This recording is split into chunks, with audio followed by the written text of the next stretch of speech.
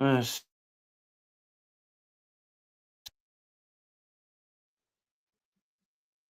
All right, cool. My guest is coming on shortly.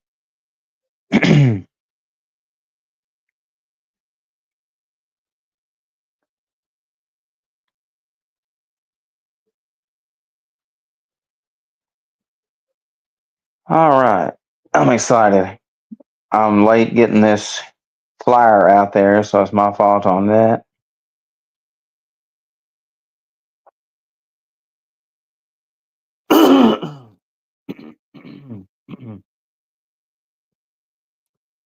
All right, I need to get my Bluetooth hooked up, so it'll be just a moment. Oh,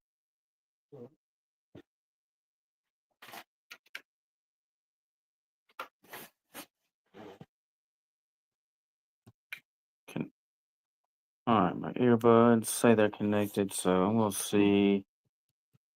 I'm gonna check.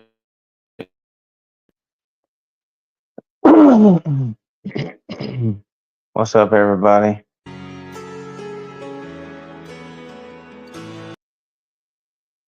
All right, good. The sound works. Bluetooth connected. All right, cool.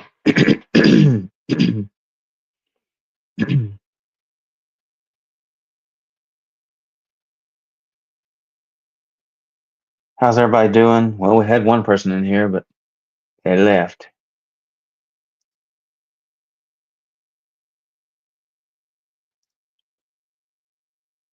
All right, let me get this shared out.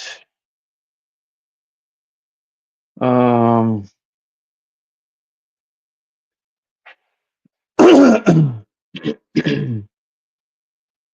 I need to share both. Let's see. I need to share. There we go. Final Descent Outdoors. Let's see. Wrong one. Go.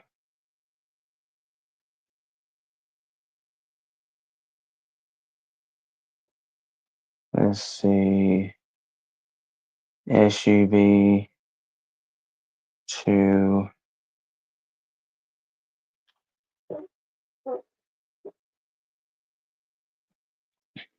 Oh, there he is. All right, let's see if we can't get him on. Let's see. Let me make sure I get this spelled right. Final Descent Outdoors. YouTube. Let me hit paste. Well, that's not what I sent myself. I thought I sent myself the YouTube. All right, let's see. Let me go in here, pull my name up. Let's see. There we go. Copy. And I'm fixing to bring in my guest here. I'm excited.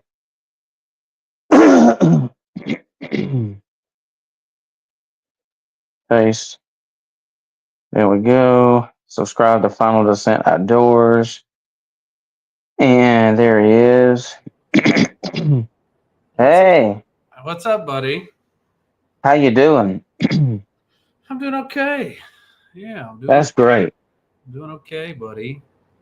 Let's see. All right. So now I'm gonna save your Facebook here. Final Descent Outdoors.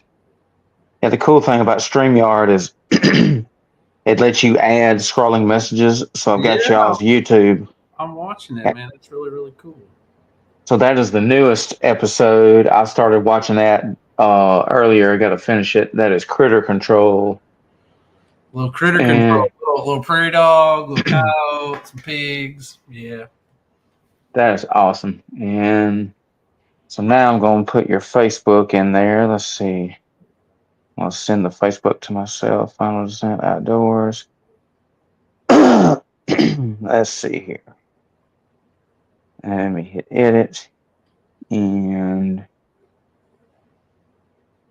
go like FINAL. Descent Outdoors. Facebook here. and then paste, save, and there we go. Cool. Now we got the file. Hey, John, share this live, John. Tag everybody. Thanks for watching, buddy. So, okay, I'm a huge fan of this TV show. I've been watching it for years and years. And Final Descent Outdoors, we have Brad Clay, the host of Final Descent Outdoors. And according to your YouTube, that's season 14, so that's 14 years. Can you believe that? 14 years, people, for some reason, tuned in and watched Final Outdoors. And I will say this, we've gotten a lot better in year 14 than we were in year 1 or year 2 Awesome. or year 4 or year 5. So God played a big role in that. You know, I don't have any type of media background, and God connected us to our producer. His name's Adam Carter. Adam has a film degree, graduated from Oklahoma City University with a film degree, and he loves the Lord, and that's his. Obviously, he went to college to do film, and is incredibly talented. Does work for Sonic, and he's done several major motion pictures that he's been a part of in the production staff. And anyway, God brought him to us, and he said, "Man, I love what you guys stand for, and I want to help you." And he helped kind of up the quality of Final Descent Outdoors from what it was when we first started. So definitely a guy. That's awesome.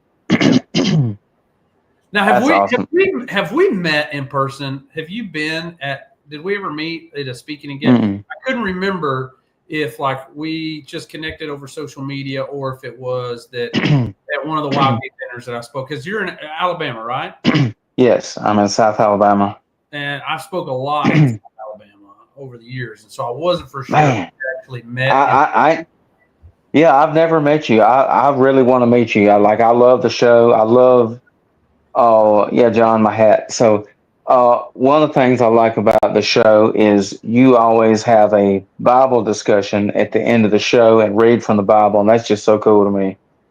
Well, you know, first off, I spent, almost 15 years of vocational ministry, and served as a youth pastor and as associate pastor at churches. And, it was one of those things. I've always loved the outdoors. I grew up hunting and fishing and doing that. And when Final Descent kind of came about, it was one of those things where we compartmentalize, any aspect of our life. That faith was a big part of our life, and faith in the Lord was a big part of our life. And I don't want to compartmentalize that. And so we, made the decision to make the show a faith-based program, and a faith-based in a way that I want.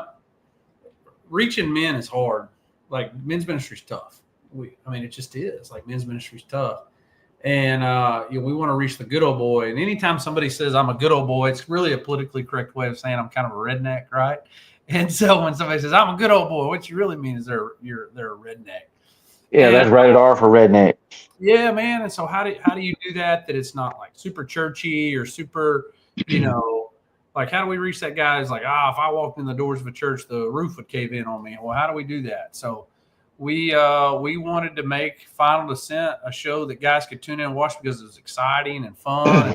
And the show's put together well, but at the end of every episode, we do a gospel presentation, or we do a devotion where we challenge men to be better husbands, better fathers, and ultimately challenge them with the gospel. And God's been really faithful in that. Over 14 years, we've seen just over 6,000 salvations. Wow. Descent. Speaking engagements, and then people emailing the show saying, "Hey, I made a decision for Christ through the show." So God's been faithful, man. He really has. Wow, that is awesome. And so tell us when you started the show, like what gave you the idea? It really started through my young married couple Sunday school class at my church. There was a group of guys that love the outdoors, and we were kind of looking for a way to hang out with one another outside of the walls of the church on Sunday.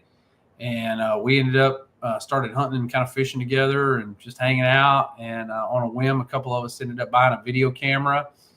And that was in probably 2008. And we started filming and gathering some content. There was no intentions of ever doing a hunting show or anything like that. That was never our intention. God did bring that about, though. And And we ended up started airing on a local cable station in Southern Oklahoma. We were in like 30,000 households, and that's how it started. And it was the worst. People ask me, like, where's those first episodes of Final Descent from back in the day? I'm like, you'll never see them. They were so bad, bro. It was such bad TV. And but that's how it started. And we set out with the goal is that we wanted to reach, like I said, we want to reach the good old boy. And Final Descent actually comes from Scripture. It comes from Mark 13, 32, and 33. Which says, no one knows the day or the hour of the Lord's return, not the angels in heaven nor the Son, but only the Father. We're called to be on alert, be on guard, because nobody knows when Christ will make his final descent. And so, that's how it started. And we started airing on a local cable here in Oklahoma. We're based in Oklahoma. And we ended up getting picked up by a station out of Tulsa. So we went from 30,000 households to about 700,000 households. And then we ended up submitting a show to the Pursuit Channel. And did 14 years on Pursuit, which was at the time was the longest consecutive running show on the network, which was wow. Yeah, I love the Pursuit channel because that's where I had found y'all, because I watch it. I watch it a good bit, and of course I like the Outdoor Channel and all the others. It just seems like the Pursuit channel, just everything flows so much better. I don't know. It's just, I love it. We had a great relationship there, man. Like it's been really, really good. Like, we love those folks over there. They've been supportive of us, and they supported what we stood for. They never said, hey, you know what, man, like, you guys do this every week talking about the Lord, and you do a devotion and share scripture every week at the end of every episode. And, would you guys tone it down? They were never that way at all. They've been very supportive. Wow, that's awesome. Yeah, it was really, really cool. And we now stream on Carbon TV as well. And so they've been great too about taking our episodes and being supportive of what our message is. And so it's been good, man. That's awesome. It sounds like if they're so supportive of it, maybe they're Christians too. Yeah, I think there's definitely some people that are in that room that, in those offices that are believers. I'll tell you, one of the coolest things was I had this is really cool with Pursuit. So our episodes have to go through quality control, right? And so they watch the episodes, and they've reached out to us and said, hey, there's some things that are a little rough, in an episode of like being gory. When we first started on the Pursuit, dude, it didn't matter. Like, you could show anything, like blood wise and gore. We showed a sow hog getting shot. We were turkey hunting, and a sow hog came in, and she had about 10 piglets with her. We shot her between the eyes with a turkey load.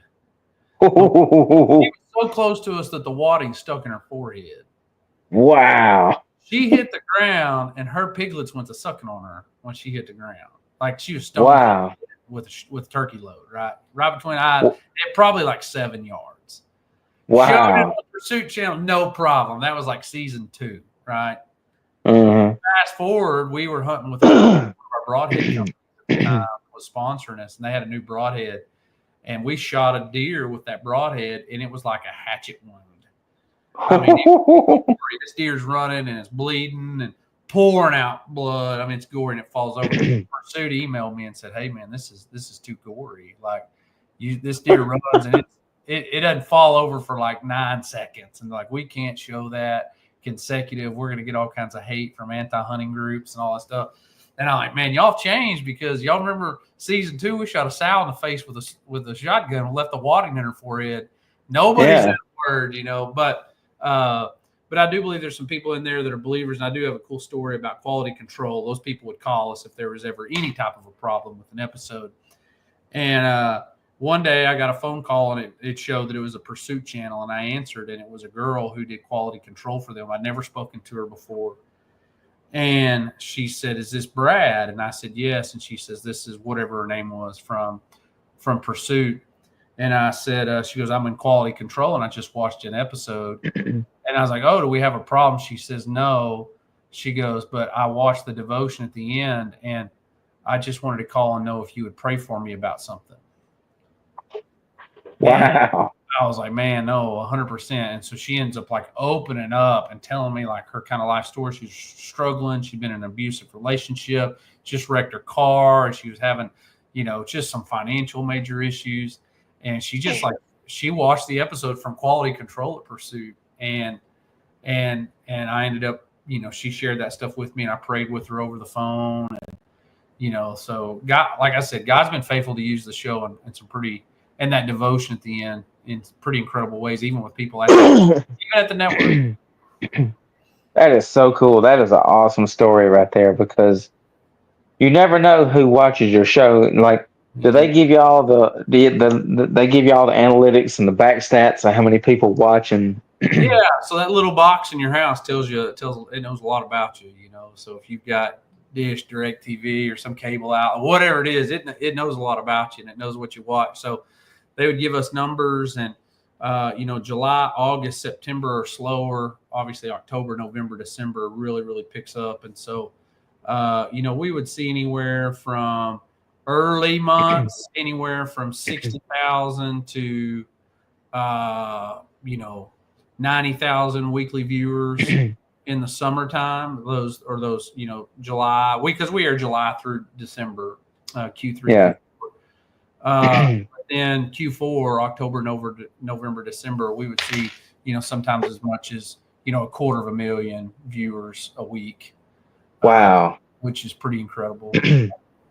Hey Tony, how you doing, Tony? Thanks for watching, Tony. Tony with Music Crush Monday in the building. Thanks for watching, buddy. Y'all go like Music Crush Monday on Facebook. That is so cool because I watch the Pursuit Channel a lot, and I love y'all's show, and I have a hard time keeping up with the times of what shows come on, but I just love. Nice. You put our link. You can watch on YouTube. Our episodes go there. You can stream on Carbon TV. Go find those episodes, and we're excited about season 14 that's out right now, and it's been good. God's used it in pretty awesome ways too. And I want to say, like, I know you're, the Coon Hunters, ministries, and I grew up coon hunting, and I actually have a hat. What? Somewhere that says Coon Hunters for Christ on it. Oh, so it's look, old school trucker hat. Yes, I've got a story. I've got the perfect story. So I'm a big, all right. So this is one of my lights I use. It's made by Superior Hunting Lights. It's the Hellcat Max, which is their newest one, and it's LED. It's got all the different lights and colors. Well, anyways, so I go to I go to a lot of hunting shows. I go to the World Deer Expo. I go to the Buckmasters, but my favorites, besides the World Deer Expo, is these big coon hunting shows. And we usually go to one. I hadn't been to the one in years, but there's one in Mississippi, in Batesville, Mississippi, called the Winter Classic, the UKC Winter Classic, and they'll have. It's like their version of the Buckmasters Expo. 3 days of nothing but coon hunting vendors. Then they'll have a huge bench show for the dogs. They'll have like a 3-night hunt. Then they'll have all kind of hunting vendors selling stuff. It's really cool. And then we go to the one in Tennessee called the world's largest St. Jude coon hunt. And so golly, my throat's messed up. Anyways, so we see all these, and the one in Tennessee is a little bit bigger because they do a treeing contest for the dogs, and then they do a not only a bench show, but they do what they call a water wheelie race, which is cool. But the one in Batesville, Mississippi, has a guy named what is his name? Bob Osborne. He runs a business called Timber Creek Dog Supply. And he's the one that owns that ministry, Coon Hunters for Christ. And so I've seen him for years at these shows. And I bought a car tag one time, I think. No, a decal. I bought a hat and a T-shirt that said "Coon Hunters for Christ" through different years, and I always I always like to speak to him. And I asked him one time about his ministry, and he always had like a older fellow working his booth there, and then he was always selling. Hey Tony, he was always selling his dog supplies at his Timber Creek booth. Well, I always supported him, and when we had this conversation one day, I said, "Hey Bob," I said, how would you like to start a South Alabama chapter? And I said, I would love to do a South Alabama chapter of Coon Hunters for Christ. And he said, "Oh, that'd be great." He said, "I don't." He said, "I'm gonna be honest with you. He said, I don't have time to do my ministry like I did before because I'm working my business full time, selling dog hunting supplies." But he's like, "Man, if you want to do it, that'd be great. Just send me a message online." So, okay. I sent him a message. I never heard back from him, and then that's when I got the idea. I said, "You know what? I'm going to start my own little ministry and call it Coon Hunters Outdoor Ministries." So that's my connection with that Coon Hunters for Christ. So my dad coon hunted, and my dad passed away when I was little, but I have great memories coon hunting with my dad. And uh, there used to be in our little town of Raiden, Oklahoma, a little bitty town where I grew up. I'm talking little town. I had 6 kids in my kindergarten class, but there was a coon hunt competition, and they would do they would do swimming competitions.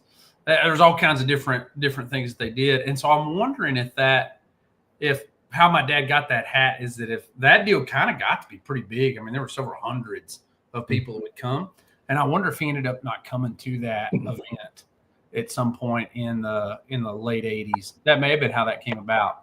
It may have been. And so anyway, but I grew up coon hunting as a kid. Man, great memories. We had a mule. We'd follow them dogs on a mule when it was on the river, and just great memories doing that as a kid. So that is awesome. Yeah. Well, if you if you ever want to go, I'll hook you up on a 2-night coon hunt. It'd be so much fun, man. It'd be so much fun. I want you to come to Oklahoma because I got a coon problem. So you go to Oklahoma and run them. How about that? Hey, we can definitely do that because like I don't have any dogs, but my friend Mr. Gerald Ball's got dogs, and I call him the Coon Whisperer because he's been doing it long. He's been doing it so long. He tells us stories about how him and his dad would hunt off a 3-wheeler or a beat up Tut or pickup, and they would use a carbide light. That tells you how long he's been doing it. Yeah. That is old school. So yeah, he's got Walker dogs, maybe a red tick, and I go every Thursday and Friday, and sometimes on Saturdays. Well, it's a lost art, and we need it back because outside of hosting Final Descent and our ministries called As You're Going Ministries and being a part of that and traveling and speaking. And I also serve on the national board of directors for Turkeys for Tomorrow. And I'm a big turkey hunter, and we have been major advocates through research that we've seen a major decline in turkeys across the United States everywhere. We've seen a major decline over the last 10 years, and part of that is a decline in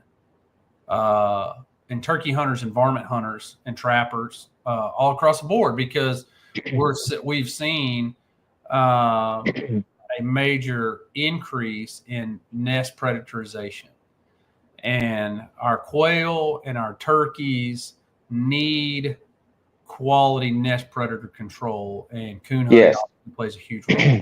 And so I'm an advocate for it, and for coon hunting and coon trapping, and we need more people to pick up the sport and do it again. Hound hunting is incredible. I grew up with coon dogs. We had 16 greyhounds. We hunted coyotes with greyhounds as a kid. Unbelievable. Wow. As a kid doing that. We had beagles. We had bird dogs. I grew up, we had somewhere in the neighborhood of, 25 dogs. Wow. At my house. That's awesome. And we got after it, man. We like I said, we hunted greyhounds with coyotes. It's the greyhounds to hunt coyotes, and beagles to run rabbits, and the bird dogs and the coon dogs. I mean, that was just hound hunting was really a way of life for me growing up as a kid. That is rated R for redneck. I've never heard of using greyhounds for coyotes. Listen, That's awesome. I just sent you down a YouTube wormhole, buddy. Watch Okay. tonight. You don't realize Man. how big of a dog they are. Like, you'll be like, man, is that a coyote they're chasing? Because they're so big. But Yeah. they run 60 mile an hour. Ooh. And it was pretty remarkable. You spend some time watching some YouTube videos of greyhounds chasing down coyotes, and that we would do. I mean, that's what we did in the winter. We would wake up before daylight. We'd load the dogs, we'd feed cattle, and we would drive around, feed the cows, and hunt coyotes. And we did that every Wow. day growing up. And then in the winter, a lot of times we hunt coyotes in the morning, and coons in the evening at night. So That is awesome. I can think So of a lot of days spent doing both of those things. that is awesome. So do you know Shane Simpson? How do I know the name Shane Simpson? Refresh. CallingAllTurkeys.com. Yes, okay. I know who you're talking about. We've never met, but I know who he is. I've never met him, but I've been following him for years on my personal page, and he sent me a video one day because he knows I coon hunt, and he sent me a video, and he's always filmed the NWTF Grand Nationals with his Calling All Turkeys, and he sent me a video of. Now, this is a northern thing, I guess, because us rednecks, I ain't never seen a redneck do this down here, but he took, and this is the coolest thing ever as far as turkey hunting goes, because I like turkey hunting. I hadn't been in years, but I love it.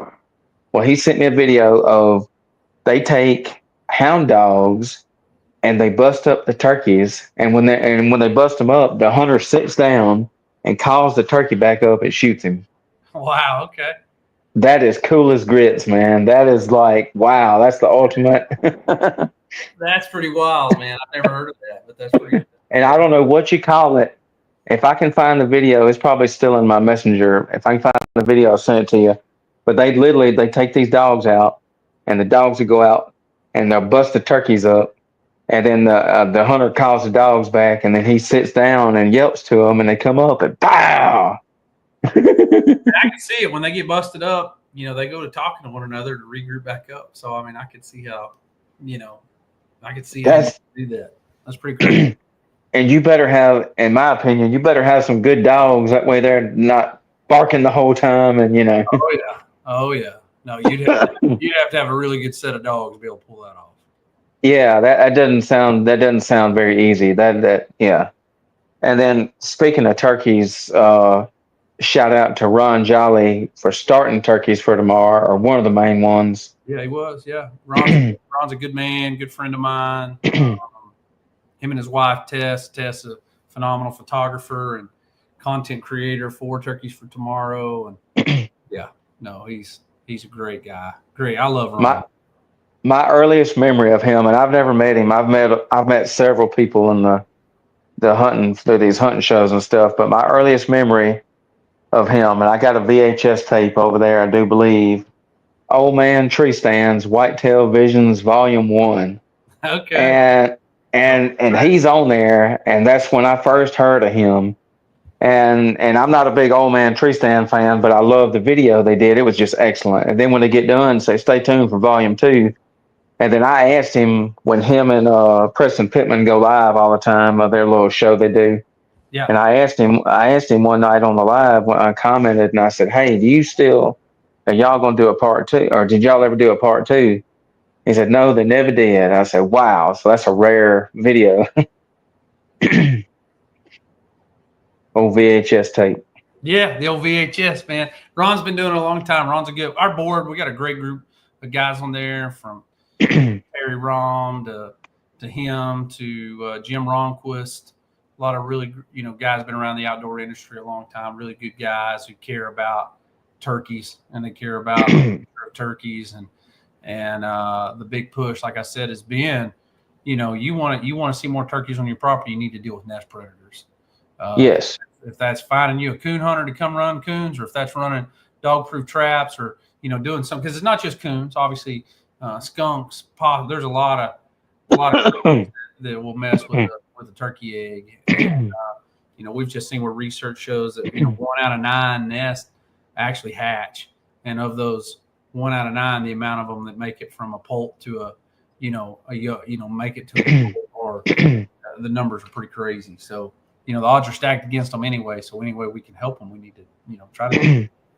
Yeah, because I don't deer hunt anymore. I used to deer hunt all the time. I got burned out on it, and one of the things I used to hear all the time was, "You don't need to be deer hunting if you're gonna be coon hunting."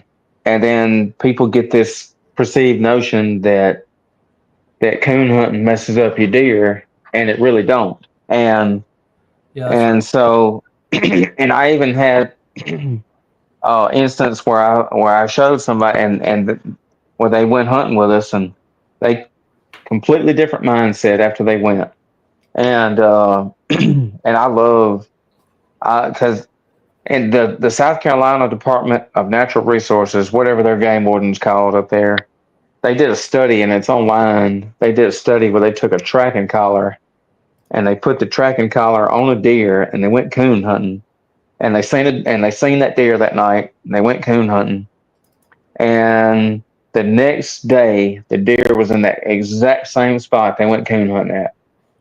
It don't. I don't know why people think it affects the deer. It don't do nothing.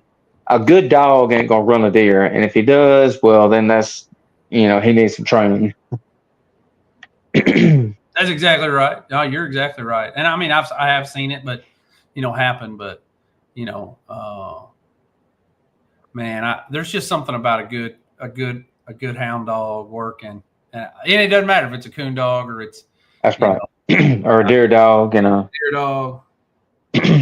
that's like my best friend Josh. He's got some dogs. I think one of them's a coon hound.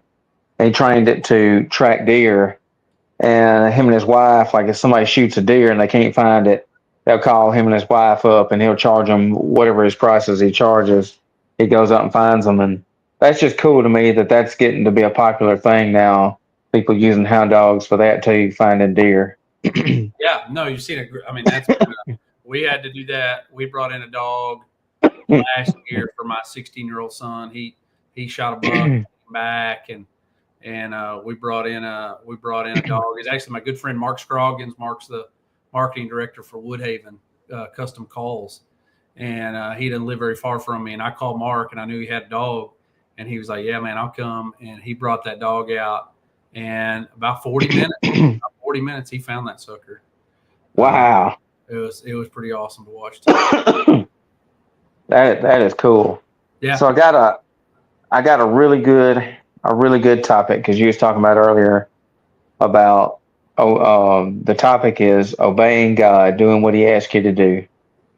And so you mentioned earlier about if you had to done what God asked you to do, your show wouldn't have lasted as long, it did. And that's a really good thing now that I've had to learn recently because I just had hernia surgery a few weeks ago, and so I've been out of work for over a month now. Go back February, and so I had to. At first, I was like, I said, well, you know what? I said, I think God allowed me to get hurt because He's got something better for me coming up. And then I also said that,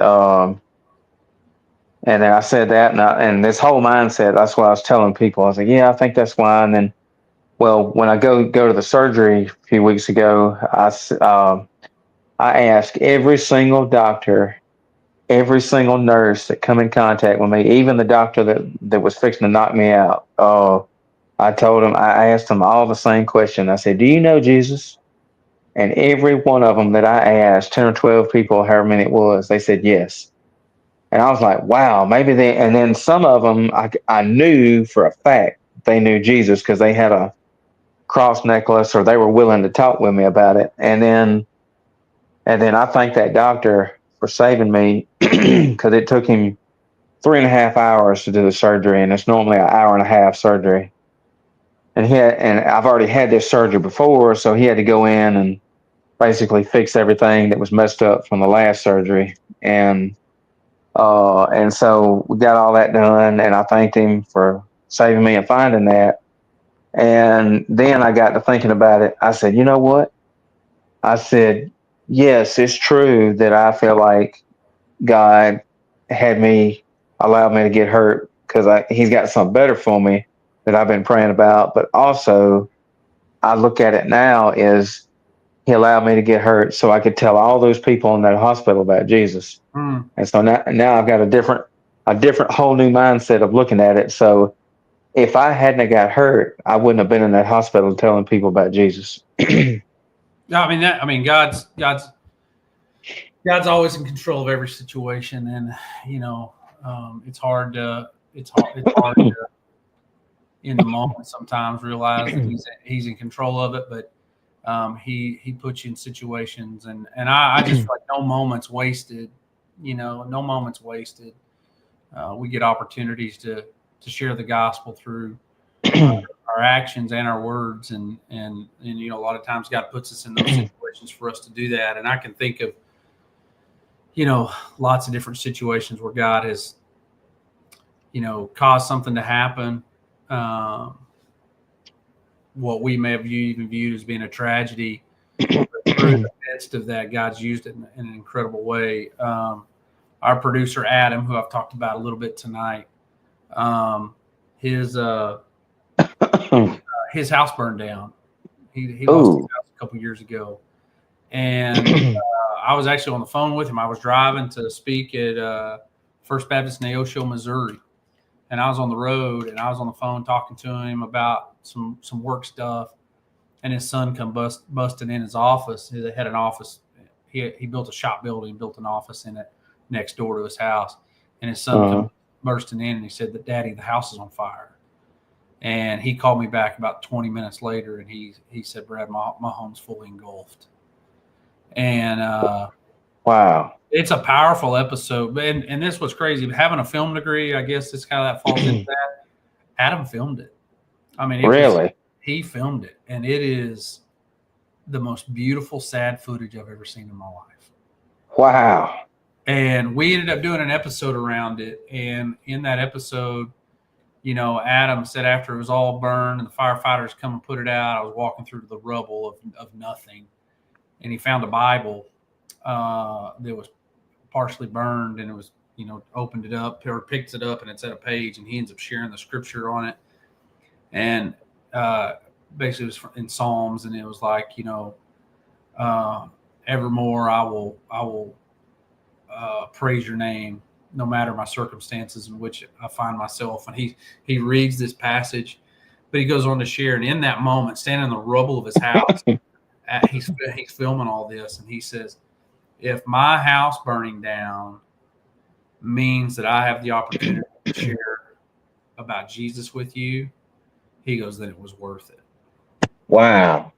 And which that speaks to the character of Adam and his relationship with the Lord. But you know, it's a tough place to be. That maybe we want to be at a place where God's going to use failures and heartache in our life to glorify His name, because we all want it to be successes, but sometimes it's not. Sometimes it's hardships that He wants to use in our life to glorify His name.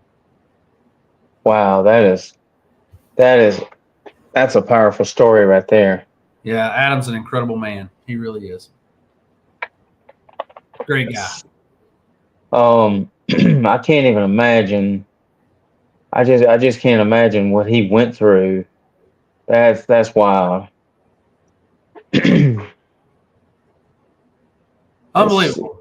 Unbelievable. It really was unbelievable for him. And you know, God, see. God makes beauty out of ashes. Literally, He takes bad situations and uses those to glorify His name. And That's right. if it's in our heart and mindset to look for those opportunities, even in heartache, He'll definitely use them. Because I've had to learn recently is if you do what God tells you to do, if you obey God, then He'll bless you. And I got something really huge coming up, hopefully, that I'll be able to talk about soon. Because I did something He asked me to do, and bam, I get hit with something of my dreams. I'm like, wow, and I look back and I said, you know what? If I hadn't have been obedient to God and did what He said, this opportunity wouldn't have come up. And I now I'll be able to use that from now on as a testimony, especially when this comes true. So I'm hoping and praying it still comes true, and I'll be able to share it even more. Oh, man, that's awesome. That's exciting, man. It's exciting. God's good, man. I mean, one thing in my life, just talking about obedience to the Lord. Um, I've lost all my parents. I lost my dad to leukemia when I was 7. My stepdad, who my mom remarried when I was in high school, he passed away probably 10 years ago. Suddenly, and then my mom actually died in the passenger seat of my vehicle going down the road, and it'll be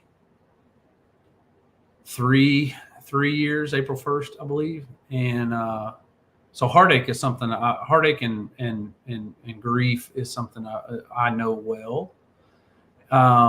But even in the midst of those things, I get the opportunity to travel and speak at men's events around the country. I speak, I do 30 or 40 men's events around the country, speaking at wild game dinners and sportsmen's banquets. And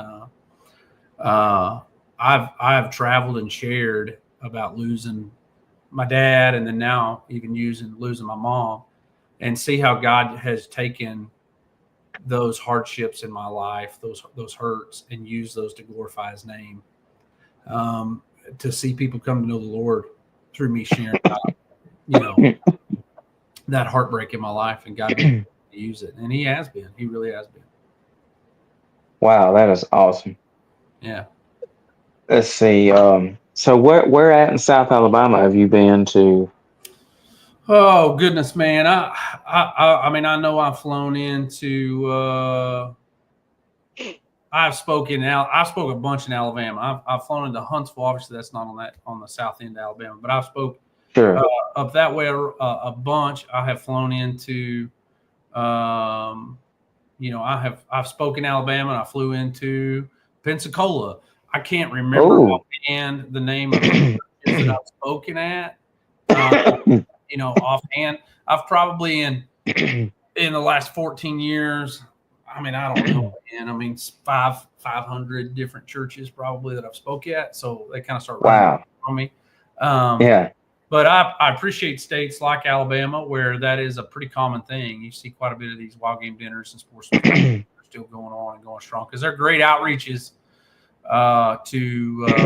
to outdoorsmen and men. As we talked about before, men's ministry is hard. It's hard to get a guy to walk into the doors of a church Oh yes. who didn't grow up in it, or maybe feels like he's made mistakes and he's not worthy of it, or whatever it might be.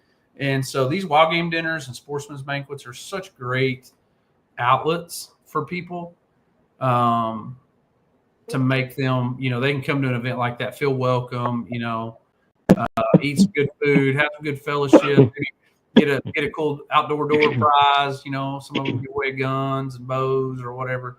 But also get an opportunity to hear the gospel and see some pretty cool That is stuff. awesome. So I've had the opportunity to do that quite a few times in Alabama. I live I live a little over 2 hours from Pensacola, so that's not too bad of a drive. Yeah, I just spoke at I just not long ago spoke at a church in Pace, which is right outside Pensacola there. Oh, cool. I've done, I don't know. I mean, just quite a few times I've had the opportunity to speak in and around Alabama, and then coming up, I'll speak in. I've got some events in Manitowoc, Wisconsin, Frostproof, Florida. I'll be in Bedford, Pennsylvania. Several events in Oklahoma. I got one in Texas that I'll speak at. Missouri, Kansas. So I got quite a few of those coming up here over the next probably 2 months. I'll have to. That's awesome. I'll have to recommend. So there's two churches down here where I'm at that do wild game suppers, and one of them, this was their first one ever, up there at Tompkins Baptist Church, because I live in little redneck town of Grove Hill. 1,400 rednecks and other folks live here. And right Love down the road at Tompkins Baptist, they started I can't remember what they called it, but it was a men's wild game supper. And they had Joe Bufford from Buck Ventures TV Yeah, speak. I know Joe, Pastor Joe. He was really good. I was very impressed. I filmed the whole thing. It's on my YouTube, Coon Hunters Outdoors Ministries YouTube. And then Thomasville Baptist Church, which Thomasville is 20 minutes from me. And Thomasville, they always do I'm sure it's just like every other beast, but they call theirs the annual Beast Feast. And they have a guest speaker and they show clips of their show or whatever they do. And then they have like 3 or 4 lines of wild game. They have a gospel group. Then they have local door prizes given away, basically like any other you go to, I'm sure. And it's Yeah, great. They usually have about 500 men there. So I need to recommend to both pastors to have you come up and speak. I love to do it, man. I enjoy doing it. The TV show for me is an outlet for me. I'm not saying that I'm what I do best is sharing the gospel through the common ground of the outdoors. I'm not saying I'm the best at it. It's just what I do best. I'll tell you this: I'm a lot better. I'm a lot better at that than I am hunting, and I can joke about that. And if somebody got the film for me, like, yeah, that's true, Brad. You're, but we that's what I do best in the show is an opportunity, is giving me a platform to have to travel and speak and to do that. And I'm thankful every time I get the opportunity to get on a stage and talk about my faith and what the Lord has done in my life, and like I said, use the common ground of the outdoors to share the gospel. It's an incredible opportunity to do that. That is awesome. Yeah, man. Well, everybody watching, y'all be sure and share this live, tag friends. Let's get 10 people in here. If we can get 10 people in here, that'd be great because this is episode number 71. So I've done 71 of these, which is That's crazy. awesome, man. Yeah, that's awesome. I try to make sure and have a guest for every Tuesday. And if I don't have one, I'm not gonna lie, it really bums me out. Like I get really because I ain't got nobody. Yeah. Well, I'm glad you reached out to me to do it. I know we've talked about it before, but Yes, getting it and lined up. I'm glad you came on because I've been following you for years. Your show, I've never met you, but I will one day. That's on my bucket list. Is because Well, that I we'll have love. we'll have to line it up for me to come and speak out that way, and we can. Oh yeah, and if I you tell you do, what we do. then I tell you what we do. I tell you what we do. We line it up. We find a church out there that I come out and speak, and then I'll speak, and then we'll go coon hunt. okay, deal. That sounds like a pretty good Virtual shake hands. pick on that one. That'd be Okay, so deal. cool. It's been a long time since I've done it. A long time, Oh man. man, it's so cool because now we got these LED lights like this one right here. This is the top of the line. Like I'm big into anything American made. If it's made in China, I do not want it. That's Yep. like this jacket I'm wearing, these jeans I'm wearing, but this Superior Lights, they all have a tag that says made in the USA, which is awesome. And Jamie Davis is the guy's name that owns it, and it's got different colors. Like you got your walk lights, your main beams, then you go to the back, and it's got your dim red, bright red, and then it's got your amber, bright amber, which is your orange. And then on the front, it's got let me turn it off here. The front, it's got a green laser where you can pinpoint. You can get a green or a red laser, either one. You can pinpoint where he's at in the tree. I love that. And Awesome. it's a lot easier because I've only been in it a little over 10 years now. Actually, it may have been a little bit longer than 10 years I've been doing it. But I remember when I first started, the belt light was the big thing. And I've got a Cajun belt light that's getting fixed, made by Cajun Lights. But belt lights were super, super huge. And they, of course, a lot of companies still make them. But now these bump caps are the way to go. You can get them in this or a soft cap. And it's just so much easier. It's lightweight. The battery, that's their logo there. Nighthunters.com is their website. But the battery, this thing will last on high about 8 hours. So I got a funny story about coon hunting with my dad when I was a kid, and I told you we'd use a mule a lot of times, and we'd ride a mule and follow. And I remember I had to be because my dad died when I was 7, so I had to be 5 or 6. and we were crossing the river, and we didn't have great lights then, right? Like this is in the '80s, you know. Uh-huh. And I remember crossing. It was cold, buddy. It was like February, cold out, and we're Ooh. crossing the river on the back, and I'm on the back riding in front of my dad on a mule we called Cheeto. Was our mule, and we're crossing the river, and all of a sudden, as we come up out of the river and come up out, my dad, I see his feet come up beside me. Well, there was a tree branch, and in the dark, we couldn't see as we were coming up out of the river. That mule led us up the bank, and that tree branch caught my dad about mid shoulder. Ooh. Over my head. I was small. If it went over my head, but caught him, and it flipped him over, and he landed in the water. In the river. Ooh.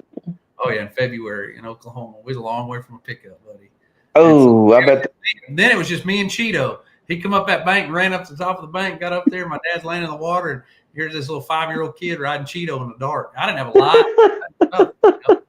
So it was a great memory, though, doing that with mine. I bet it was colder than a cast iron toilet on the shady side of an iceberg. I bet he oh, boy, I guarantee Yeah. you. I don't wish that on nobody. No other option but to climb back up on Cheeto and ride him out of there. You know what I mean? Like there wasn't, you know, there wasn't a truck close by. I promise you that. Man, that sucks. I can't imagine. I've been through some stuff before. I've been to some hunts to where I've actually seen my friend Mr. Gerald or my friend Darren, and they will wade across the creek, and the creek could be almost to their neck, but they have to go across it because the dogs won't come to the other side, so they have to basically just about swim across it. And I'm like, wow. You still in Gator world too, ain't you? Yes, well, there's a lot of gators out in the river, but thankfully none where I live.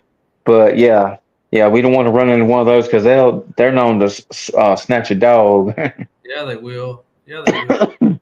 They might snatch it. They might snatch a Jared if they got an opportunity too. You know what I mean? Oh, they would too. And I've killed a lot of alligators. We go to Florida and do alligator. I've had a lot of experience in and around gators there. We've killed in Louisiana too. ooh, And I like to eat them. I like to eat them there, but I respect them, man. I tell you what, after being around them and how powerful they are, we relocating. We'd shot alligators. We ended up relocating 11-footer out of the canal for a rancher in Florida. Wow! In the back of a Polaris Ranger, and his tail come off, and there was 3 of us in there. It was our producer Adam, and then Kendall Jones. I don't know if you know Kendall. She's the tech cheerleader. Went to Africa and killed. Oh yes, yep. She's a good friend of mine. She's been on the show a bunch as a guest. So she's in the middle, and then it's me. And that gator's tail come untied on the back of that Polaris Ranger, and it slapped that tail around and hit me in my right arm. And it was like Mike Tyson punched me, buddy. I mean, it's so powerful. I bet it scared the fire to you. Oh, it did too, buddy. You know, we're driving down in a pasture in a Polaris Ranger in the dark, and all of a sudden, wham! I mean, I got lit up, buddy. Oh, I'd have did my pants. I was like, that gator just hit me. That gator just smoked me. You know. Please tell me you got to eat him. We didn't. We actually just moved him. Wow. We moved him out of that canal. My guy that I hunt with, his name's Cliff Lightsey. It's a 5L Outfitters in Florida. Great guy. A guy had called him and said, "Hey, I think he'd lost a calf in this canal to this gator." And wow. We went in and he said, "I need to move him." So we moved him from that canal to his property, one of his properties, so that he could hunt him. You know, put him in a pond. And he said, "I'll have a hunter come in. You know, in the next few days, they'll hunt him." You know. So, wow. Yeah. That farmer wanted him gone. He wanted him out of there. And we'd already filled our tags, and so we which was wild too. You know, jumping away like everybody jumped on him, and tied his mouth shut. And 11-footer, man, that's a big critter, bud. I love swamp people. I remember one time on Swamp People, Troy got one. It was like 14 foot long. That's a dinosaur. That's a dinosaur, buddy. That's a dinosaur. I can't imagine. And then the big thing, and I've actually seen this one in person, the world record Stokes gator. That's a monster. That gator it was over 500 pounds. It was like some astronomical number. And it was on, I can't remember if it was 16 foot long or however long it was, but the Stokes family had it mounted and they had it at the Deer Expo one year. And I'm looking at this thing because my friend James Lawler that had Getting Outdoors, Big Daddy Lawler, he passed away sadly, but he used to talk about that gator all the time. Say, "Oh, y'all need to go see the Stokes gator when they have it. They're gonna have it at the Deer Expo and so and showing up." When I seen it, I said, "Yeah, that thing would swallow a whole person, no problem." No problem, man. That's so crazy, dude. I mean, they're dinosaurs. They're dinosaurs, man. So Cliff there in Florida gathers alligator eggs in Florida. So he through the wildlife department, he goes up in a helicopter on their property and marks nests. And the wildlife department will say you can harvest this nest, this nest, this nest, this nest, this nest. And he gathers the eggs and sells them. And it's part of it's through the wildlife department. I don't really know all the details of it, but we went with him to gather eggs one time. And let me tell you, buddy, hey, you want to tick off a female, go dig up her nest and take her eggs from her. You want to talk about a ticked off alligator. And so you got one guy digging, one guy holding a deal to put the eggs in, and another guy has about a 10-foot oar that he's beating a female alligator, keeping her back while you dig that nest up. Wow. Yeah, that's an experience right there. And they say them things run faster than a human. But I guarantee they outrun me. Woohoo! I'm a big dude. I guarantee they outrun me. So what's the old story I heard that they was maybe a coon hunting story, I can't remember. That's talking about how you had to you run into a coyote or a bear or something, and so I ain't got to outrun the bear. I just got to outrun you. That's right. That's exactly right. I ain't got to outrun them. I just got to outrun you. I felt that before for sure. Yeah. Hey, Derek Peters. Man, I'm so thankful for my friend Derek Peters commenting on my personal page. He just y'all keep Derek in your prayers. He just had a massive heart attack a few weeks ago, and if it wasn't for his son Mark, he wouldn't be alive right now. So shout out to Derek and my friend Mark there. That's a miracle from God that you survived that, Derek. I'm glad you're watching. We had it might be worth watching, going through what you're going through, but we have an episode called the 214-inch bank deposit. And one of our staffers his name's Johnny Maxwell. He had a widowmaker heart attack, and we almost and he ended up having an LVAC suit. He had to wear a suit with a battery that pumped his heart as he was waiting for a heart transplant. And when we thought he was going to die, one of the guys he works with at Films Force, named Paul Powers, he was laying basically what we thought was his deathbed. And Paul leaned down to him and says, "If you get out of this bed," he goes, "I'll make sure you get a Boone and Crockett buck. I'll make sure of it." Well, Johnny got out of that hospital bed wearing this LVAC suit, so he had to plug himself in the wall every night. And Paul would joke with him. They ended up getting pictures of a buck 200. It ended up being 214 inches, free range. Wow. On their property here in Oklahoma. And Paul would joke with him, says, "Hey, we're going to hunt this deer." But he goes, "If your battery pack starts beeping, starts getting low," he goes, "I'm going to unplug you." He goes, "We got to get this deer killed. I can't have your battery pack, ruining the hunts." It's a joke. You unplug it, he's dead. Golly. They were talking about it, but he couldn't walk very far. And they found this deer, started getting pictures of him, and they went in and set up a set for Johnny that he didn't have to walk very far, a ladder stand, took their time, got him in there, and he shot that 214-inch deer with a crossbow and killed him. Wow. And then a few months later, Johnny got his heart. He got a new heart, and it's been successful, and he's doing really, really well. So wow. So is that episode on your YouTube? It is. You can find it on YouTube. It's called the 214-inch bank deposit. 214-inch bank deposit. Wow. He told him, he says, "You can take that to the bank. You get out of this bed, I'll make sure you get to the bunk because you can take that to the bank." and so we call it the 214-inch bank deposit is the name of the episode. So Wow, that's pretty cool. yeah, it's a good one. So I tell you what, man, that speaking of that Widowmaker, and I think that may have been what Derek had there, was my dad had one. And let me tell you his powerful testimony and I hope I ain't gonna butcher the story. I've shared it 15 million times on my show. But several years ago he was working in Louisiana and lived in Texas. And he'd go across the border to work with the Cajuns in Louisiana at the chemical plant he worked on the Sabine River. So one day he was off and he was working for the chemical company. They was his job was to go to these high schools and see if these kids wanted to be a chemical engineer for a living. And so he was off work one day.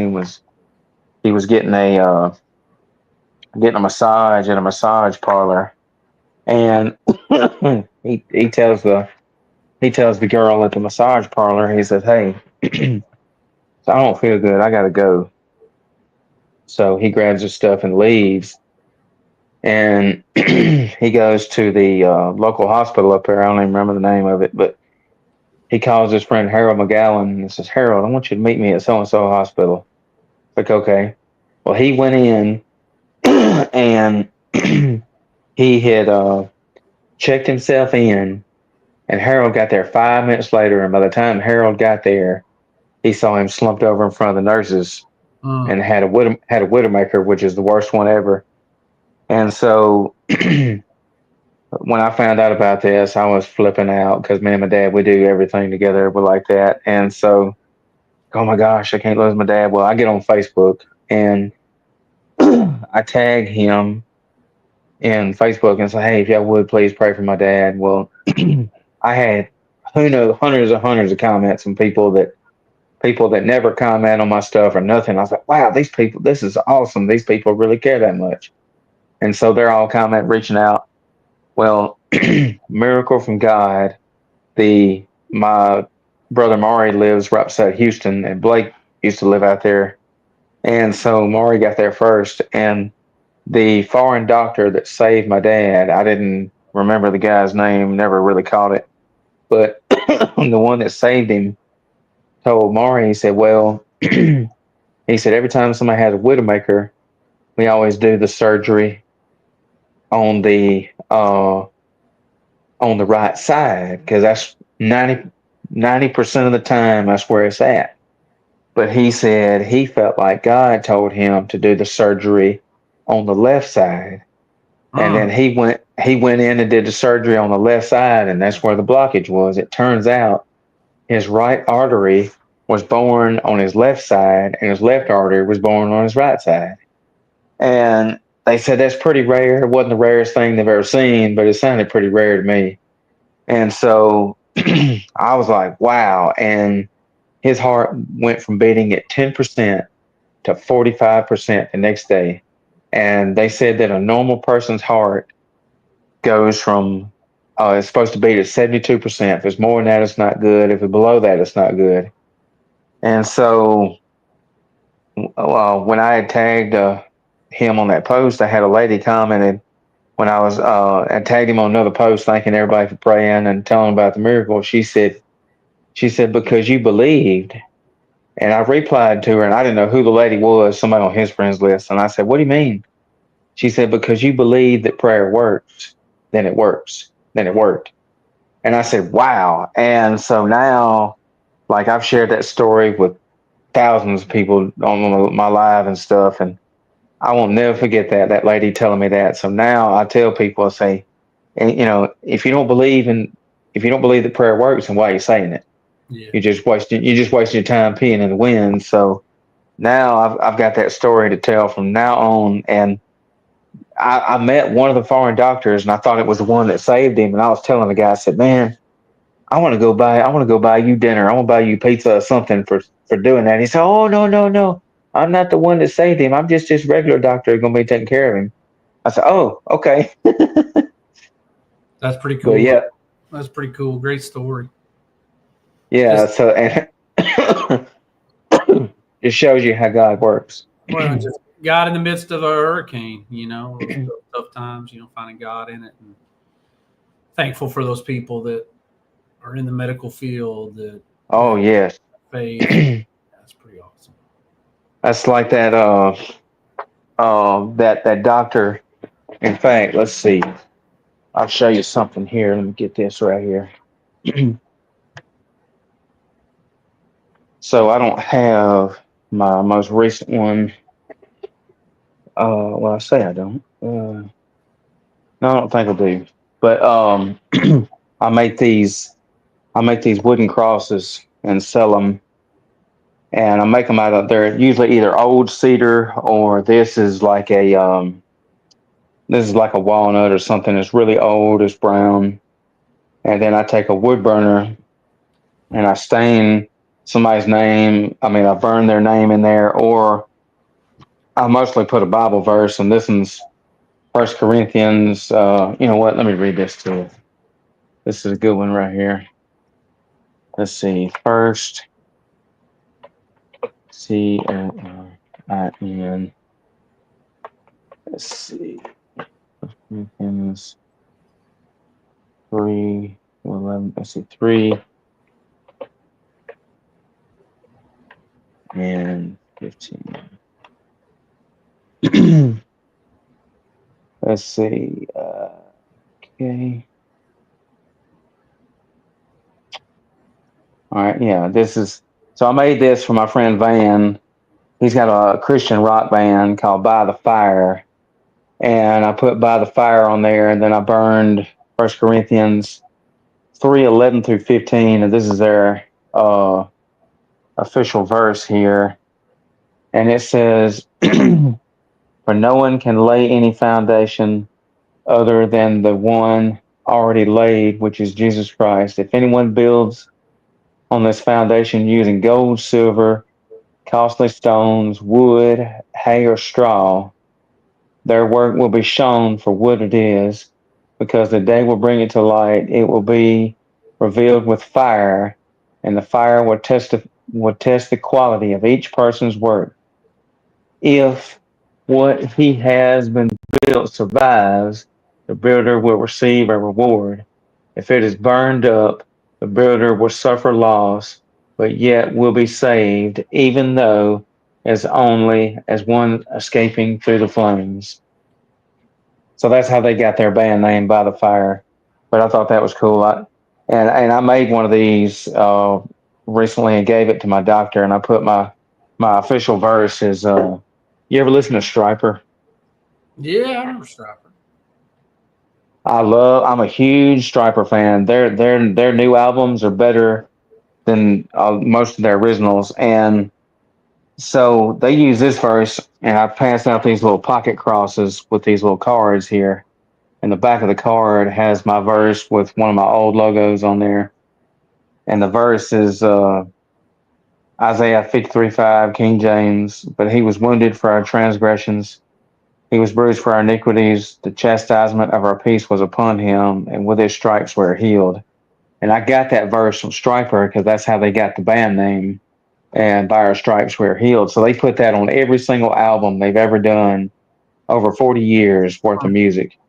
And so I put that verse on the front of that cross and gave it to that Dr. Otts that did the surgery. And I told him, I said, "Man," I said, "I want to thank you for saving me. Here's your gift." And he was so tickled to death by that That's that great. he said, "I'm going to put it in my office." That's I great. said, "Wow, okay." So That's yeah, because the people in the medical professional, like I wanted to make sure that he knew that he was the reason that I'm still here, and it'll be a while before I go back to work. But I do see a lot of upcoming stuff, which is awesome, and can't lift nothing up over 10 pounds. But I'm just thankful these people they know what they're doing. I don't. You wouldn't want me to. You wouldn't want me to doctor something on somebody. It'd be gorilla glue and duct tape. There you go. Bye. thankful, thankful for those that the Lord's called to that. 'Cause He called me to it. So Yeah, that's amazing. And so, what kind of music you listen to? Man, I listen to a little bit of everything. I enjoy, country music. I like folk stuff a lot. There's a new Christian artist called Josiah Queen that I really, really like. Uh, Oh. that I've just kind of stumbled on. It's my my I don't know, like my taste in music kind of bounces on everything. Like I enjoy, the theme song to Final Descent. Is actually a Christian rap artist, Tadashi. And so Oh, people are, I love him. and so my genre of music bounces from I enjoy country music, I enjoy rock music, I enjoy you know really kind of I kind of bounce all over the place. I can listen to some hip hop stuff. I don't mind that. Like I got teenagers, so as a dad, I've got a 16-year-old and a soon to be 14-year-old. This end of this week, I'll have a 14-year-old daughter, and so they keep me a little bit cooler than what I am probably when it comes to music and all genres from who's a secular person to Christian music because that's important to them That's awesome. and so they keep me probably younger than I normally am when it comes to knowing things of music. Thanks for watching, Derek. Derek said his phone died, but he came back in and he said powerful words. I appreciate that, Derek. Um, so I work with a Christian radio station, and we're a small online station, but it's the reason I have this show. Jason Katz is the owner, and he was watching a few minutes ago. So shout out to Jason if he's still in here. But it's called Quake Radio, which stands for King Without a Crown Every Day. Love it. And I'll what now? I said I love that. That's great. That is great. I like how he come up with that. So I'm the marketing director, and we're just small. We're not, you know, we don't get we don't have a lot of donations, coming in. But one day, if it's the Lord's will, it'll be a big. I want it to get so big where it's an FM station too. But right now we're just online. But two of the slogans we have is um, where music is therapy, and I love that because music is therapy. And then the other one is being a beacon of light in the darkness, and that's my favorite one. And we play in the mornings. We play your regular Christian worship music. We'll play Tom Golly. We'll play like Mercy Me, those kind of Michael W. Smith. All the legends and the newer artists. And then during the day, we play underground Christian rap, which is like we'll play ASAP Preach. We'll play Jimmy Hunt, Redeemed, Clean Slate. There's a lot of cool. I love my Christian rap music. And then we play Christian rock music, and I'm a huge fan. We play Striper, Skillet, Decipher Down. Let's see, Mockor, Joshua Redden's the lead singer of Mockor. There's a lot of awesome Christian rock artists. Then at midnight, I just love those kind of. I love Christian rock's my favorite. And then at midnight we have the Midnight Mayhem show where we just play Christian rock music from midnight till the morning. But I'll send you the link, and if anybody wants to listen, in fact, let me go here. Go to banners. QuakeRadio.com is the website if anybody wants to donate. But that's the link scrolling across the screen. There's a website called Live 365, and you can download their app. Just type in Live 365 radio app on your Play Store, and it'll pull up. And Live 365 is a website where you can search all kind of genres of music. If you want to listen to country rap, if you want to listen to country, you just type in country or whatever, and it'll pull up what all these stations pick from. So us, you just download the app and you just type in Quake Radio and you'll find us.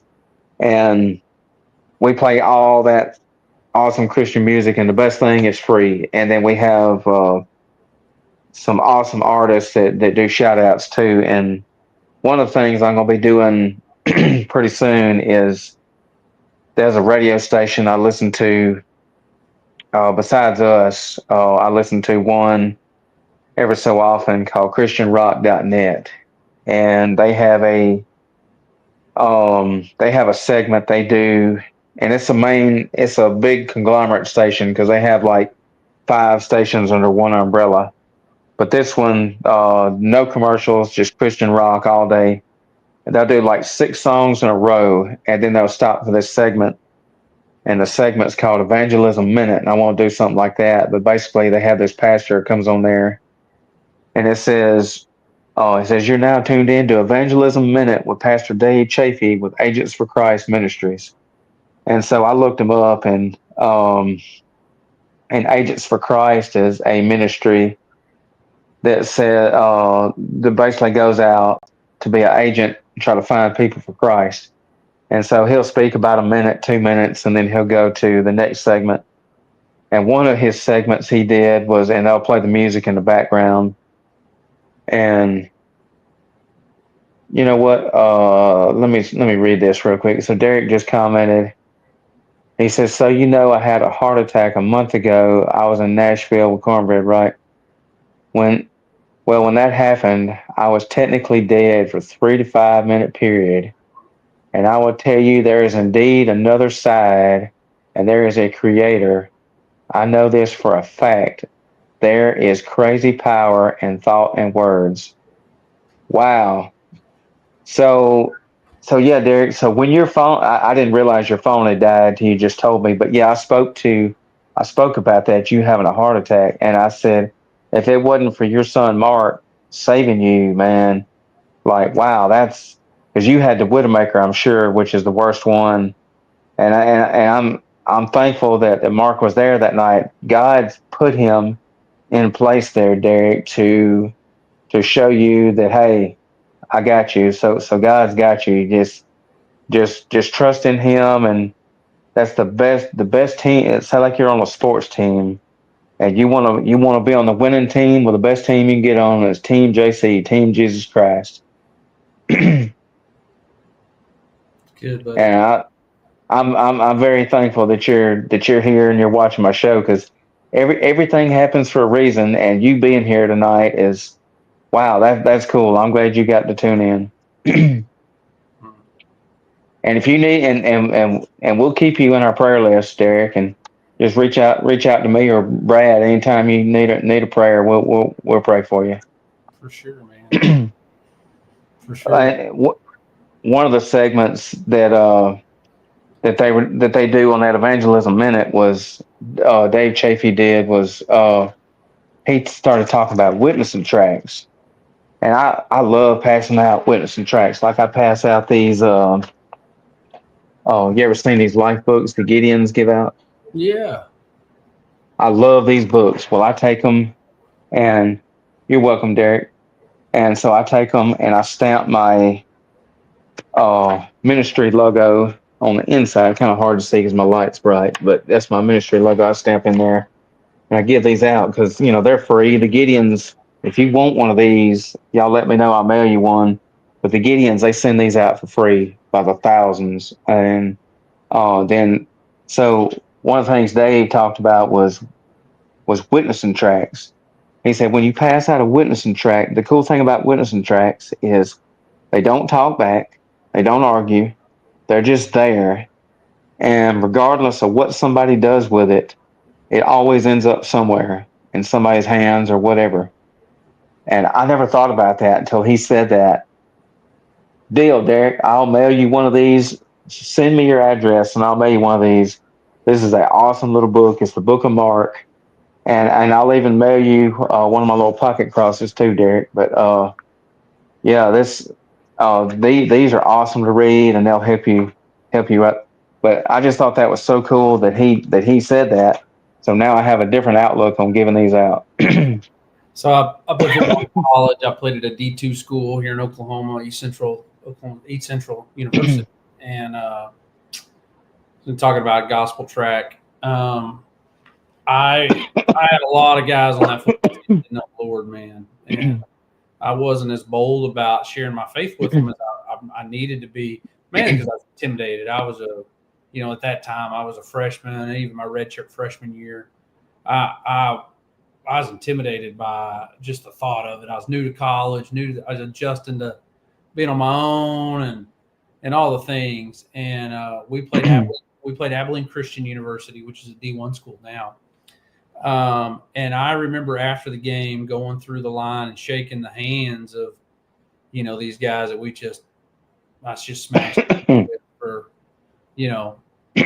hour long, 2.5 hours. And their fullback handed out a gospel tract to every player on the East Central football team when we went through and shook their hands. Wow. He was so intentional. He had those on the sideline. And then after the game, he went through and handed those out to every guy. Wow. And I remember getting this little gospel tract from him. And was like convicted. Like, man, like this dude's trying to minister to your mission field, which was great. But I mean, like, what are you doing? And I remember feeling very convicted about it. And what's cool is that my locker mate was a guy he didn't know the Lord. And I had some family there that night and at the game. And it took me a while to get into the locker room. And I finally get in the locker room and I'm visiting or whatever. I come in and my locker mate is sitting in his chair next to me, taking his time getting ready or, changing out of his uniform. I go to showers. I come back out of the shower. The locker room's almost completely empty because I was late getting into the locker room. And I remember coming around the corner and Joe was his name. He's sitting in his chair. He still had his cleats on, his shoulder pads on, and his helmet was at his side. And he was reading that gospel tract. Wow. And that was one of the coolest moments and convicting moments as well.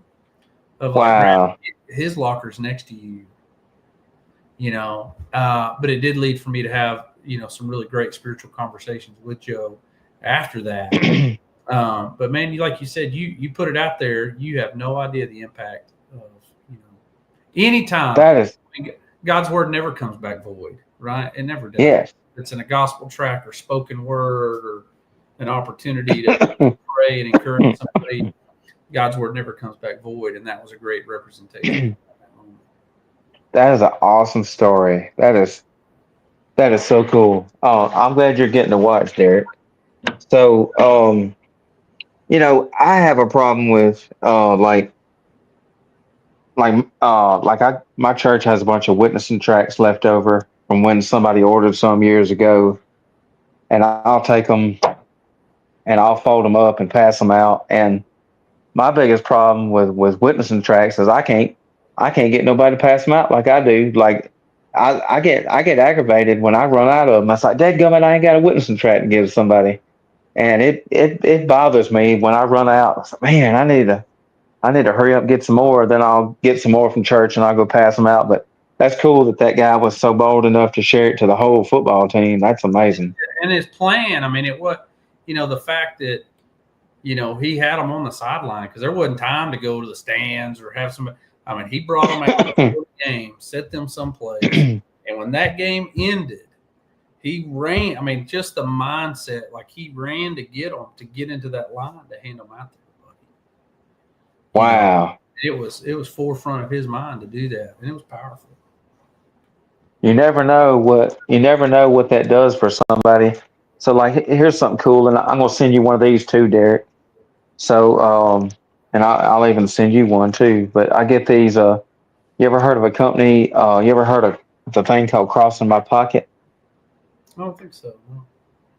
So you need to look them up. Their website is crossinmypocket.com, but it's a company called Agora, and they make these little pocket crosses, and these are aluminum, and they're American made, which is super awesome. They make them in Georgia, and then the front says "God loves you" on this one, and it's got a dove, and they got different ones you can pick from. And then I get her to stamp on the back of them.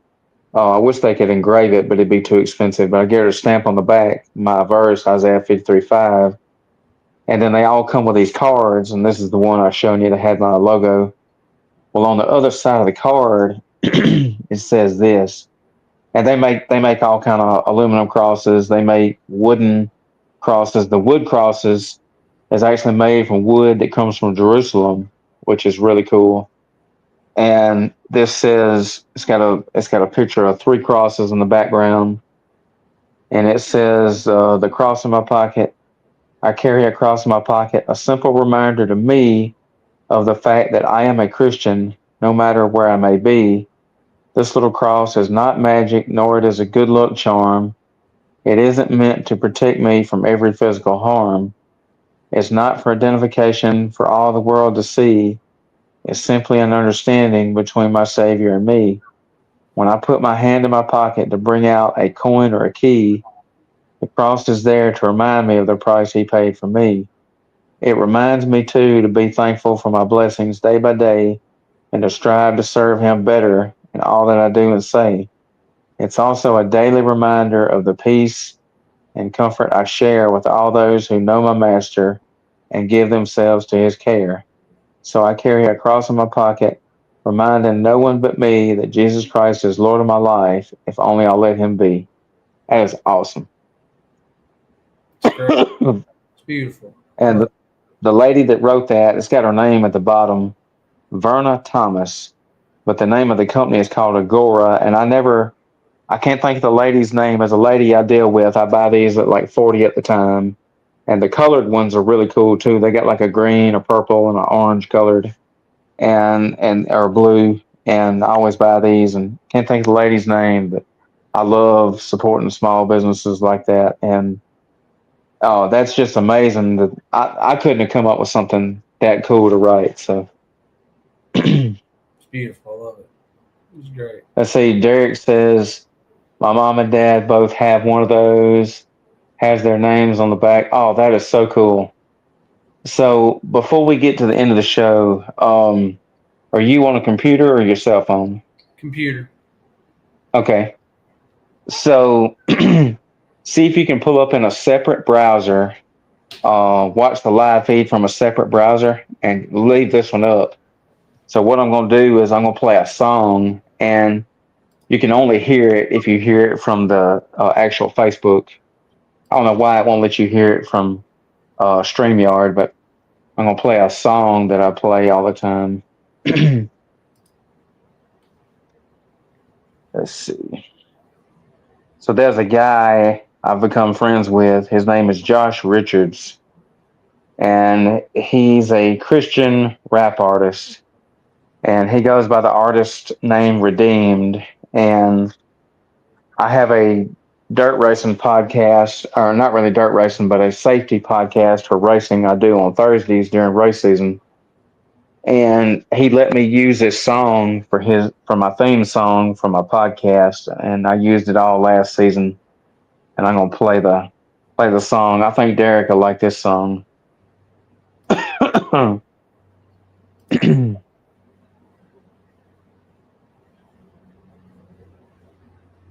And he made a music video to the song too, but he's got a powerful story about him, talking about obeying God. So I'll share his story real quick before I play the song. And I may butcher the story, so I hope I don't butcher your story there, Josh, but if he's watching. So basically, he was a worship leader at a church in Tennessee. And the other artist I was talking about, Clean Slate Music, his name is Joshua Hutchinson.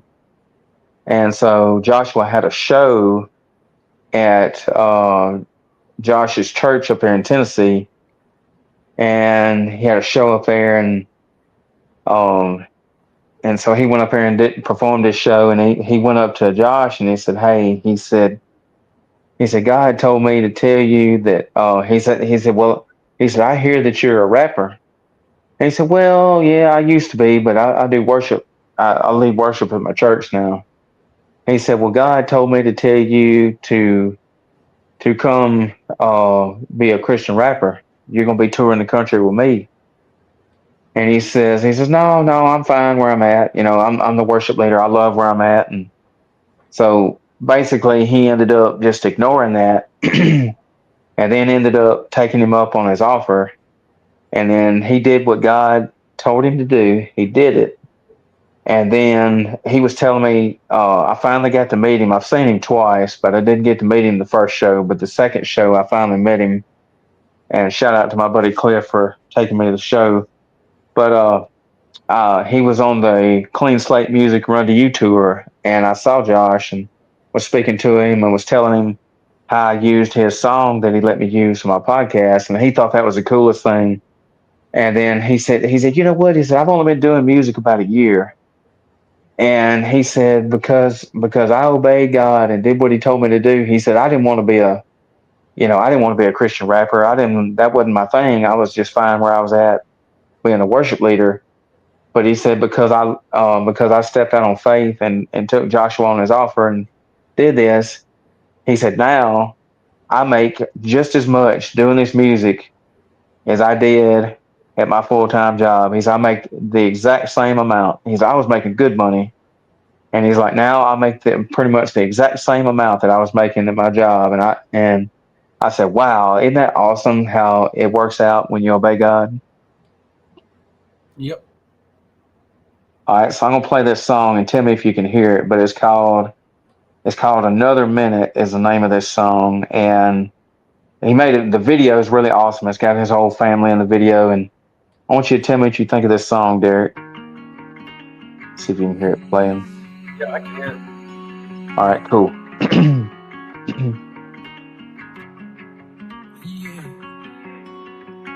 Oh, I don't wanna waste another minute. Every step I know you're with me. I've been walking for a while down this road of redemption. Called on you, Jesus. I'm so thankful that you made a way. Cause I was always running, acting stupid, getting lost in confusion. Played the game, was always losing, didn't know what I was doing. Defeated, I was broken, suicidal, feeling hopeless. I was so far away from the truth. Going 100 miles an hour, there was no speed limits. Had a stone cold heart, wasn't worried about forgiveness. Too focused on myself to hear God's voice calling me home. I thought I'd made too many bad decisions. Thought I made way too many mistakes. I thought I spent too much time worrying about all the things I couldn't change. Thought that I was too far gone from mercy. Thought I'd wasted way too many days. Thought I spent too many long, cold, dark nights digging my own grave. But you showed me mercy. You showed me grace. And in that moment I knew how that harlot felt when they dropped those stones and walked away. I don't wanna waste another minute. Every step I know you're with me. I've been walking for a while down this road of redemption. Called on you, Jesus. I'm so thankful that you made a way. Cause I was always running, acting stupid, getting lost in confusion. Played the game, was always losing, didn't know what I was doing. Defeated, I was broken, suicidal, feeling hopeless. I was so far away from the truth. Going 100 miles an hour, there was no speed limits. Had a stone cold heart, wasn't worried about forgiveness. Too focused on myself to hear God's voice calling me home. Then I found you, you picked me up. You changed my name and you filled my cup. You carried that cross for me on Calvary that day. And I can't wait to see your face and hear your voice when you say, welcome home, my son. And you open up those gates. And I don't wanna waste another minute. Every step I know you're with me. I've been walking for a while down this road of redemption. Called on you, Jesus. I'm so thankful that you made a way. Cause I was always running, acting stupid, getting lost in confusion. Played the game, was always losing, didn't know what I was doing. Defeated, I was broken, suicidal, feeling hopeless. I was so far away from the truth. Going 100 miles an hour, there was no speed limits. Had a stone cold heart, wasn't worried about forgiveness. Too focused on myself to hear God's voice calling me home. And now I'm home. So what you think of that? It's really good, man. That was really good. Great story. And Derek says, taking the words directly out of my mouth, tears in my eyes, bro. Hey, God loves you, Derek. Everything happens for a reason. You tuned in tonight because that was supposed to happen. You tuning in and get to hear that song and hear our message. So I appreciate it, buddy. It's good, man. So So you got anything else anybody want to shout out, sponsors, your TV show? Man, we have some great companies that partner with us, that believe in what we do. Stand by us from a faith aspect that is a big deal, because we have had companies that said, "Hey, man, we love your show, but a little too much Jesus in it," and so we won't partner with you. But CVA rifles and muzzleloaders, incredible people. They support us and support what we stand for. Habit Outdoors clothing. See the Habit shirts at Sam's. You go to Sam's, you'll see those Habit shirts in there. Great godly people. Great godly people, man. Love the Lord. Awesome people there. HHA Sports. Chris Ham, the owner of HHA Sports, who makes archery sights, some other archery accessories. Man, that dude loves Jesus, buddy. That dude loves the Lord, and he is a good man, and God's using him in an incredible way. Do some pretty awesome stuff there. So, we have a lot of brands that really do support our ministry and our mission. Real Avid make knives and makes cleaning kits and stuff for guns, and you'll see them. You go to Bass Pro, there's a big giant section there, or Shields, or they do a lot of work with those companies, big brand, but great godly people behind it. They also own Outdoor Edge. And so, man, we've been really blessed. God's been faithful to allow us to continue to do this for a long time. And we'll just continue to lean into him and trust him that this is what we're going to continue to do it until he tells us to do something different. That's awesome. And for those that didn't catch the first part of the show, I don't think Derek did, but you can watch the TV show on YouTube. And then what was the other website? You can go to Carbon TV. You can find any of our past episodes on Carbon TV as well.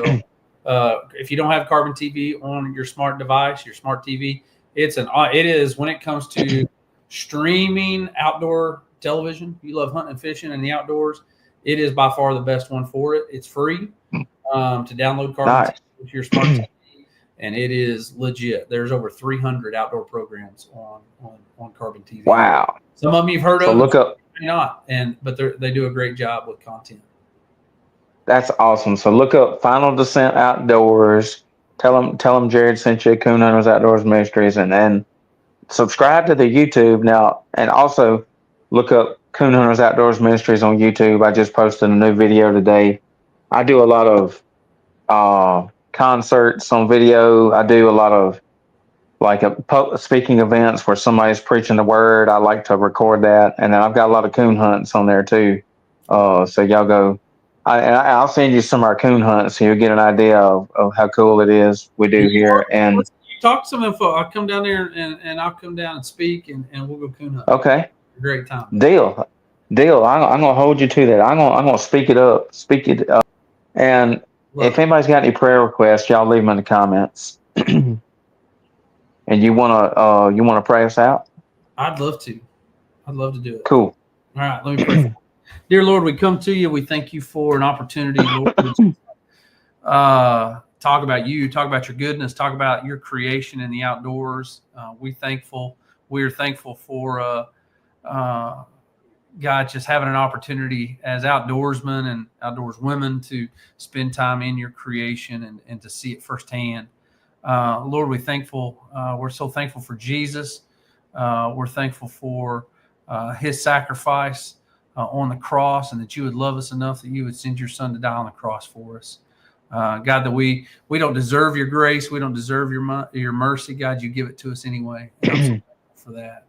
God, I pray that you would watch over all of us. Lord, we pray for our listeners, those that have had health issues and heart attacks. God, we lift all them to you as well. And I pray for Jerry. God, you continue to use him to share the gospel through his outlets and in his ministry, and bless his faithfulness in that. Lord, we love you. Again, thank you for your grace and mercy and for being good to us, God, even when we don't deserve it. It's in your name we pray. Amen. Amen. Hey, Chris, Chris says he wants to go coon hunting. Hey, Chris, you hit me up. We're gonna take you coon hunting. We'll do some cooking and we'll go coon hunting that afternoon. We go every Thursday, Friday, and you pick a Saturday. If you want to go on a Saturday, we'll go. So thanks everybody for watching. Heck of a deal. What now? It's a heck of a deal. Oh, You gonna that's a feed heck of a deal. him? Come on, man. Come on. You can't beat that with a stick, a big stick at that. Love it. Oh, speaking of that, so one more question. What do you call Jesus working out? What do you call Jesus working out? I don't know, but give it to me. Jehovah Fitness. Jehovah Fit. Jehovah Fit. I love it, bro. That's great. One of these days, I'm going to get rich and I'll be the first redneck to have a gym called Jehovah Fitness. And it's going to have a picture of Jesus deadlifting when you walk in. I love it, man. It's kind of like we need a coffee shop that's a Cafe Olé. Cafe Volet. Cafe Olé. Yeah, Cafe. Oh. Yeah. That's a knee slapper. That's pretty good. I love it. Oh, that's cool. Well, thanks for having me on, man. I've enjoyed it. It's good to visit with you. Like I said, I know we've talked about doing this several times, but I'm glad I was able to connect to you tonight. I'm glad we got to do it too. And I'm going to go ahead and end the show. And I'm going to tell you one more thing when I end it. So Yes, sir. see y'all later. Thanks, guys.